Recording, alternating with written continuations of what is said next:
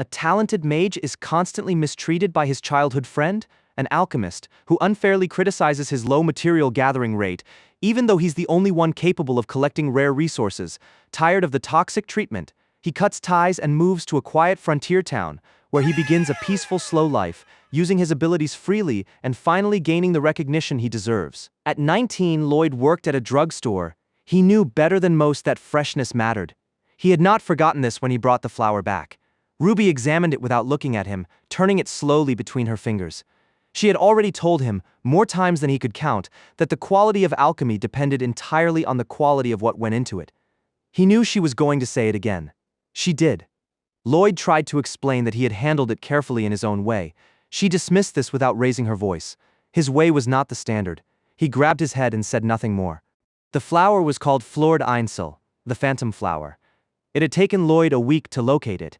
He had stayed up through the night, pushed through creatures that wanted him dead, and returned in 3 days instead of the expected 5. His hands were still shaking when he set it down. Ruby dropped it into the trash bin. Lloyd stood very still. He looked at the bin. He looked at the label on it. His mouth opened. The sound that came out was not quite a word. Outside, in the city, Ruby was celebrated. The crowds held signs with her name on them. She had invented tools and compounds that the kingdom still used. She was called a genius.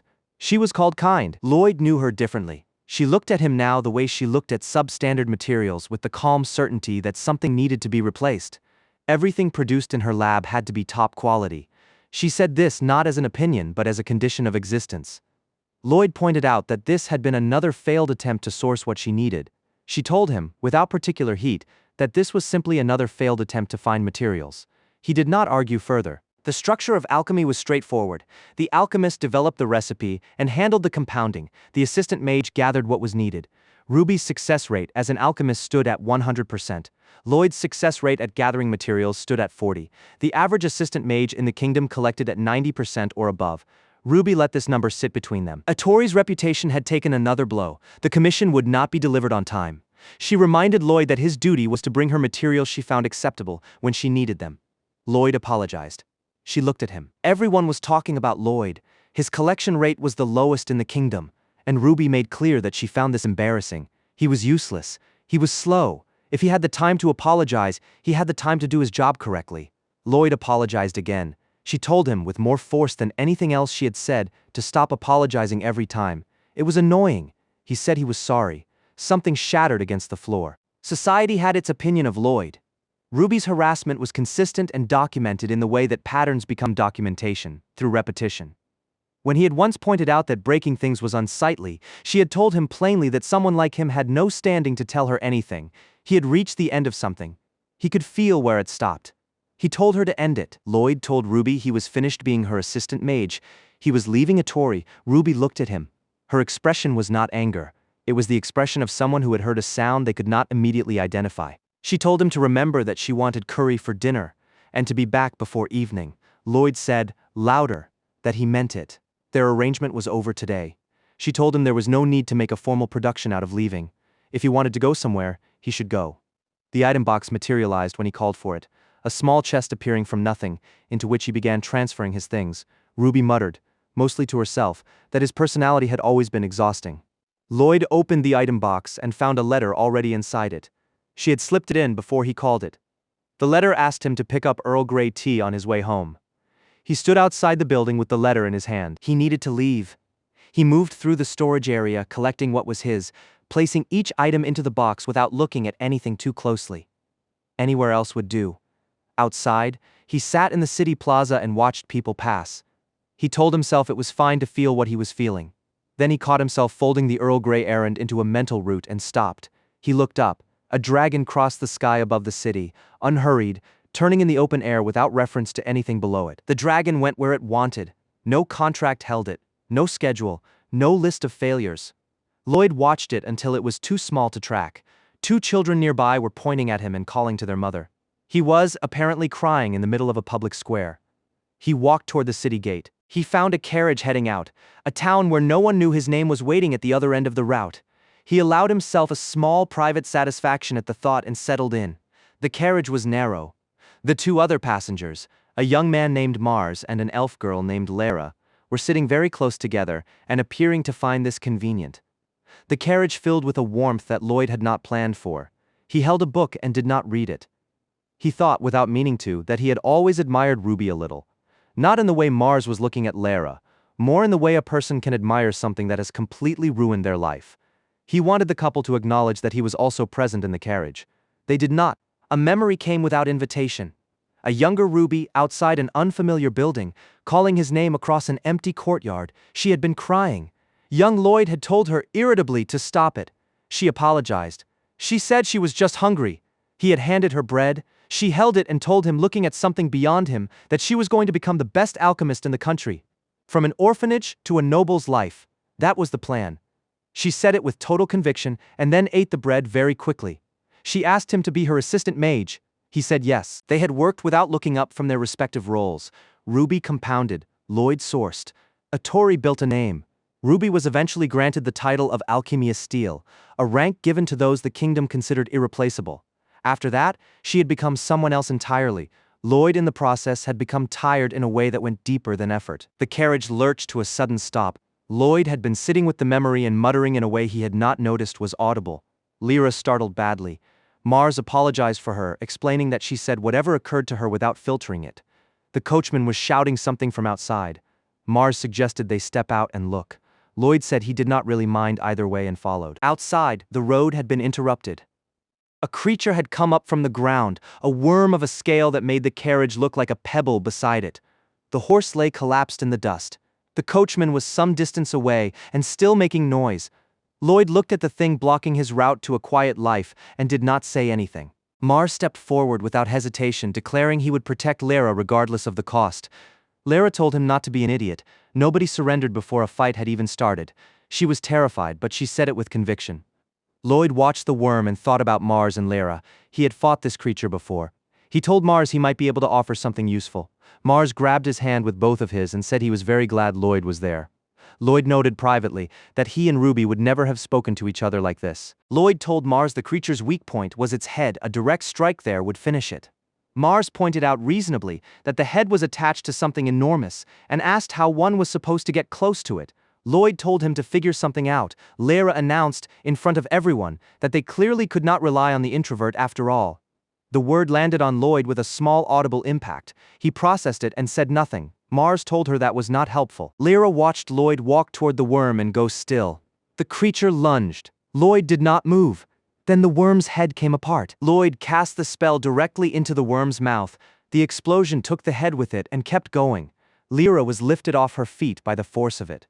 Mars caught her. Where the creature's head had been, there was a crater. Lloyd observed that it was possible to destroy the head this way.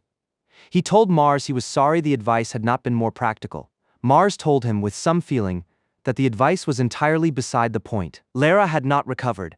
She demanded to know what that spell was. She demanded to know why Mars was not reacting to what he had just witnessed.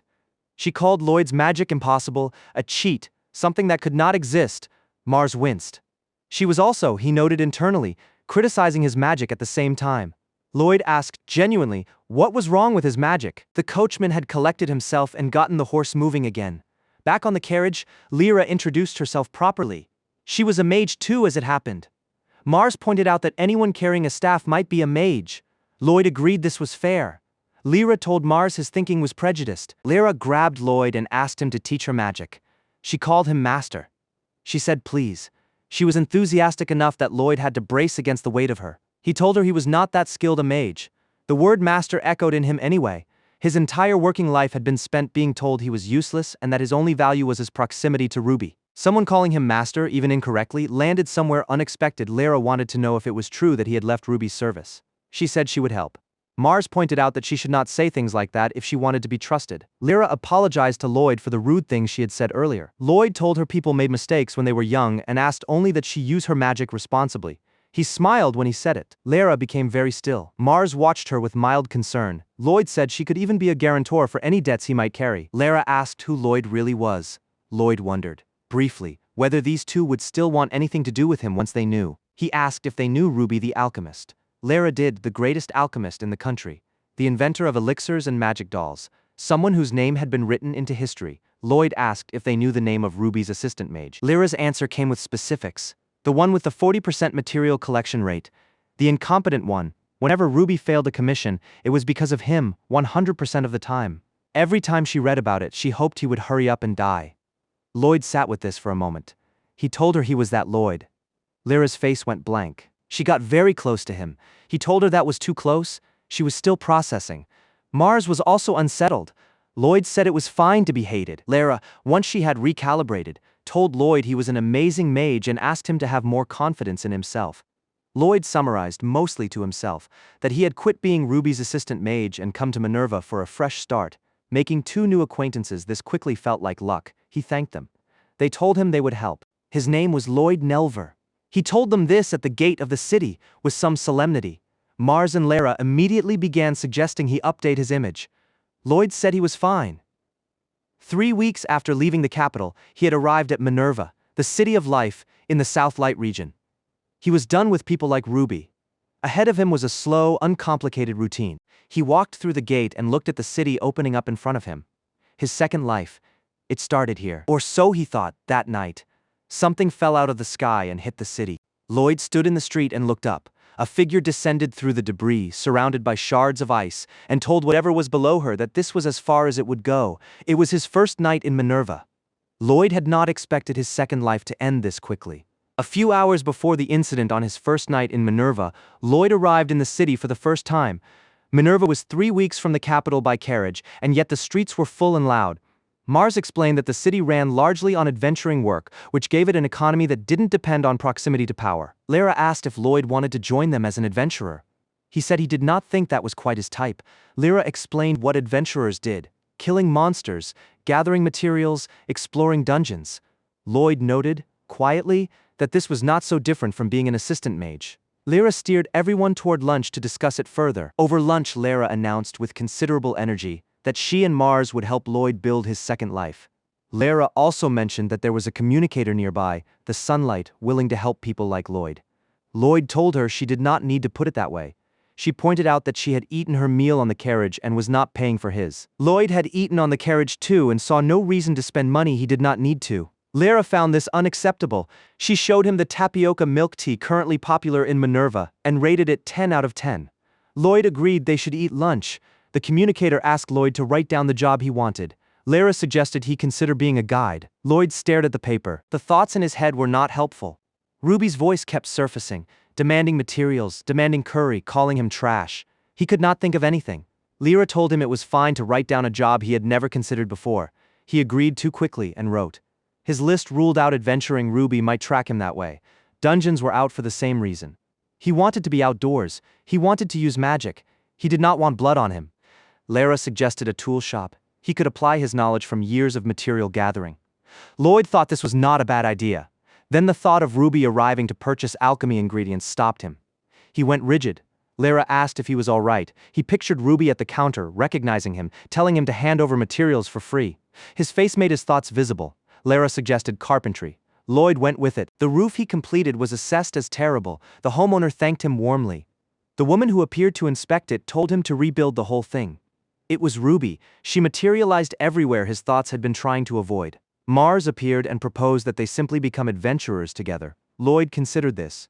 Lyra agreed with the confidence of someone who had not spent years being told to fear Ruby. Lyra pointed out that the idea of Ruby finding Lloyd here, in Manurva, 3 weeks from the capital, was genuinely unreasonable. Ruby would have no particular reason to come to Manurva. Whether Lloyd returned to Otori or not was his decision entirely. It always had been. Lloyd heard this. They told him to try it. If he became an adventurer, they would back him up. Lloyd thanked them and meant it. He asked, more carefully, whether he could actually become like them. They said yes without hesitation. He decided the Lloyd who was afraid of Ruby was finished. He straightened up and announced, with more confidence than he had managed in years, that he would try being an adventurer.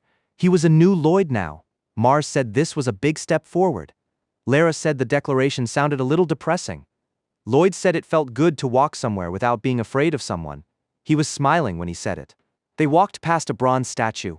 Mars explained it depicted the saint of the Emerald Church, a figure who received divine messages and held enough religious authority that referring to her dismissively in neighboring kingdoms was an executable offense. Lyra called the statue a strange old lady. Lloyd noted this was exactly the kind of thing that got people executed. Lyra was impressed by his knowledge of religion. Mars and Lara parted ways with Lloyd at the edge of the street, telling him to meet them at the guild the next day. Lloyd said he was not going to the inn yet. He had 2 things to do that night: eat and practice. His actual adventuring debut at the guild would require him to be ready. He turned the knife in his hand with a small, private expression of determination that did not quite land the way he intended it to. Lyra noted this. Mars said he was glad Lloyd was feeling better. Night settled over the city.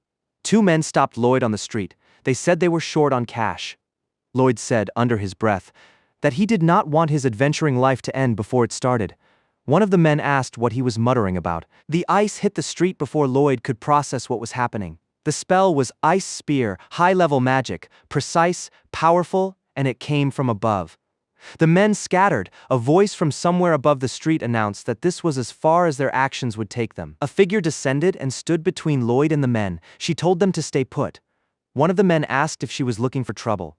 Lloyd watched the ice still forming around the street, and considered that if she used that spell again at full power, the entire block might freeze. He used physical enhancement and knocked the man's weapon away before another ice spear could be cast. The woman above them looked startled. The men were down. Lloyd pointed out that Ice Spear was effective but difficult. For a situation like this, simpler spells were more practical. He apologized for the unsolicited advice. The woman thanked him, said she had been saved, and that the apology was unnecessary. Lloyd noticed she was dressed like a priest and used magic well above what that typically implied. Lara pointed out that Lloyd's cheek was bleeding. The woman told him to hold still and touched his face to heal it. Lloyd had not been this close to another person, closer than he had ever been to Ruby, and his face turned red. The woman asked if he was all right. His face was very red. She finished the healing without comment. Her name was Iris. She had arrived in Manurva that day, same as Lloyd. She asked what he did. He said, with some difficulty, that he was an adventurer. Her smile when she heard this was the kind that made the statement feel more true than it had when he said it. Iris mentioned she was currently unemployed. Lloyd found this unexpectedly relatable. Lyra suggested that a mage of Lloyd's ability must be a remarkable adventurer. Lloyd said that was not quite right. Iris asked why he had come to Manurva. Lloyd said he knew a shop with tapioca milk tea if she wanted to talk on the way. Iris said she very much wanted to try it. Lyra's eyes lit up. They walked together into the dark street. The clock tower struck late. Iris mentioned her attendant was waiting at the inn. Lloyd noted to himself that she moved through the world like someone who had always had people waiting for her. He walked her toward the plaza. An attendant approached and immediately berated Lloyd for keeping the princess out in the dark. Lloyd apologized. Iris's attendant recognized her the moment she appeared under the light. Iris smiled and called Lloyd by a title he had not been given. The attendant, composed and clearly practiced at this, apologized for Iris's behavior on her behalf. Iris asked Lloyd if he would do her a favor. Lloyd said yes before she finished the sentence. She asked him to help her find her way home. Lyra had followed them. She explained without embarrassment that she had been worried about Lloyd and come after him. She surveyed the situation with visible interest and immediately constructed a narrative: an exiled prince, a tragic woman who encounters him and falls in love, a genius alchemist who has not forgotten her memories of him. A love triangle. Mars pointed out that she was exposing her reading habits. He offered to lead the way. The Adventurers Guild was nearby. A woman inside had a drawn arrow pointed at the door and announced she was in the middle of replenishing coupling ingredients and would shoot anyone who interrupted her. Lyra identified the building. Something was already going wrong inside. Lara, to no one's surprise, had caused it. She described her actions as modest assistance from a coupling elf of light. She wished Lloyd luck. Lloyd asked what had happened. Iris pointed out that she had not actually been lost. She simply had not known where she was going. Lloyd said no one needed to say that out loud. He recognized the Adventurers Guild sign and pointed it out as a place to ask for directions. Inside the guild, the atmosphere was hostile in a way that had nothing to do with Lloyd. A man with the bearing of someone who had stopped being reasonable some time ago demanded to know who had damaged the portrait of the saint. The guild chief beside him looked equally grim. Lloyd and Iris stepped into a situation that was already fully underway. The man recognized Lloyd. He named him, the incompetent mage, the one who had held back the kingdom's finest alchemist. Lloyd processed the fact that someone in Manurva, 3 weeks from the capital, knew exactly who he was. He pushed the concern aside. The man had also accused him of fleeing the capital and attacking the guild. More people were moving toward them. Lloyd's priority shifted to keeping Iris away from the spell about to be cast. He cast ensnaring vines. The men were caught before they could reach anyone. The vines held. The men struggled and found the grip did not give. Lloyd registered with some discomfort that the result was more thorough than he had intended it to be. The result was also considerably worse to look at than he had anticipated. The men were fully entangled and unhappy about it. The guild chief arrived demanding an explanation. Lloyd told the vines to stop moving. One of the men made sounds that suggested he agreed. Lloyd noted quietly that he had made something extremely unpleasant. Iris watched. A woman appeared on the upper floor of the guild and looked down at the situation. Iris recognized her immediately. Isolde, the knight who had served as her bodyguard. The woman on the balcony studied the scene below and then looked more carefully at Iris. Isolde said the name fully, Iris Elzerbel Chorte. The saint of Holy Roland. Lloyd turned slowly toward Iris. The girl he had walked through the city, bought tapioca milk tea for, and helped find her way home was the saint whose statue they had discussed that afternoon, the one whose name, said dismissively in neighboring kingdoms, got people executed. The guild members who had raised fists toward what turned out to be the saint of the Holy Roland Kingdom offered a full apology, faces to the floor. Iris told them to raise their heads. She mentioned with some neutrality that she normally wore a mask when going out, which was why no one had recognized her. The men processed this information poorly. One of the men still in vines pointed out that she was technically a saint from a neighboring country and asked what was so significant about that. The guild members within earshot turned on him immediately. Someone explained, loudly, that the Holy Maiden was a person possessing a power called Holy Law, a sacred ability, and that she was an exceptional figure by any measure. The man apologized. Holy Law power revitalized land and sustained life. Without a saint's influence, regions became what were called uncultivated territories, places where high-ranking demons gathered and nothing grew. Each country produced only one saint per generation. Since the moment Iris was born, the entire country of Holy Roland had been organized around protecting her. One of the men still wrapped in vines tried to continue speaking. Lloyd noted he should probably remove the vine from the man's mouth. Lloyd looked at Iris. She had introduced herself tonight as unemployed. Isolde dealt with the men who had acted against the saint. Their ranks in the guild dropped to E immediately. The men screamed. Iris asked Isolde to wait. Isolde paused barely. Iris stated that she was no longer a saint and asked that the men not be punished on her account. The room went quiet. Lloyd turned this over. She had said it plainly. There was already a new saint in her place. He asked what that meant. Iris explained that the role had already been passed on. The men still in vines, now E-rank, were alarmed on her behalf. Isolde stood very still and said only that the situation was as she had expected. She had clearly known before tonight. The man with the eye patch, now demoted and thoroughly tangled, looked at Iris with an expression that had nothing rational left in it. He said something about how a saint should be willing to go this far for others. Isolde, watching this, released her grip on the demotions. If Iris said to let it go, she would not punish them. She added only that they should not lie to her again. The room erupted in devotion. Lloyd found it alarming. By the time it was over, the sky was beginning to lighten. Lloyd and Iris walked out of the guild together. He noted that time had moved strangely while all of that was happening. Iris agreed. She was glad Lloyd had been there. Things had come close to going wrong. Lloyd was still carrying a faint relief of his own.